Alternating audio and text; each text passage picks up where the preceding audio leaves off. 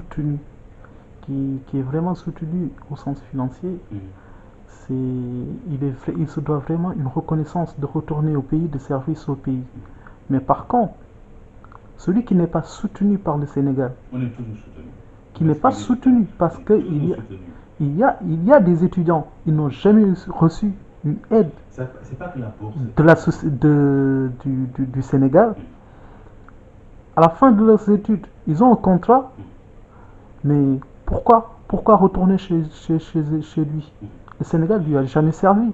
Non, c'est important. C'est vraiment quelque chose de vraiment difficile pour les étudiants. Bon, en fait, la question que je vous demande, est-ce que Idrissa Seck va consacrer une partie de son programme pour 2017 s'il se présente? S'il va consacrer une partie de son programme pour ces franges de la société, c'est-à-dire les étudiants étrangers.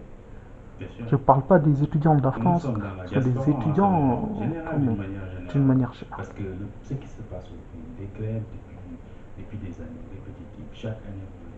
On en parlera. On en parlera, donc j'attendrai, mais je veux dire, tout cet ensemble-là, il faut le mettre dans ce panier-là. Donc on attendra à ce moment-là si vous voulez. Mais je pense qu'il faut d'abord que toutes les organisations qui sont autour de l'école, cette sélection locale, aient vraiment de discuter en profondeur de cette plaie, excusez le terme, que traverse notre pays, enfin, la formation, l'éducation du pays. Il ne faut pas continuer ainsi. Des grèves répétitives. Là, j'ai entendu récemment que les enseignants menacent de ne pas organiser les examens. Il y a un problème. Il y a un problème. Donc il faut que l'ensemble du secteur s'apaise, discute, échange, voir ce qui est possible. Mais il faut que ça, c'est le travail du gouvernement, c'est le ministre, d'organiser tout cet ensemble-là. Et qu'on va dans le fond du sujet. Et qu'on laisse de côté le froid. Ça ne sert à rien. Il faut qu'on règle ce problème. Moi, en tant qu'étudiant à l'époque, il y avait des grèves. Et encore aujourd'hui des grèves. Et si on regarde les plateformes, c'est les mêmes questions. Donc je me demande, voilà, il faut qu'on apaise tout ça, qu'on dépolitise l'université, l'enseignement, c'est important de le dire, parce que généralement c'est là où on se forme les futurs dirigeants du pays. Voilà. En tout cas, il y a un problème. Il y a un problème pour en parler encore de l'éducation. Récemment, j'ai lu quelque part le secrétaire général de QCEMS, M. Mangosar, qui dit, en fait, les hommes politiques, il y a certains syndicats qui sont carrément armés par des hommes politiques, qui sont financés, qui sont appuyés par des hommes politiques, en quelque sorte.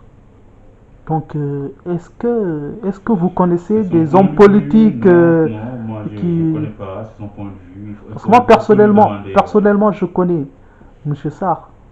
Il m'a eu comme étudiant, il est extraordinaire. Et je tiens à le saluer.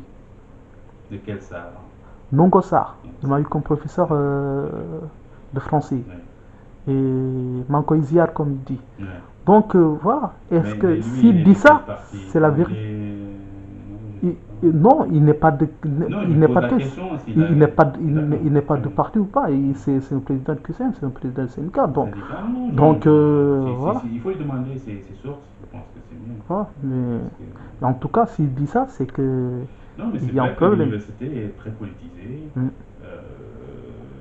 Mais en même temps, le gouvernement, c'est dans son travail d'écouter les problèmes de l'université, des enseignants, des étudiants, le corps administratif. Il faut être tout le monde afin de trouver une solution définitive à ces grèves répétitives.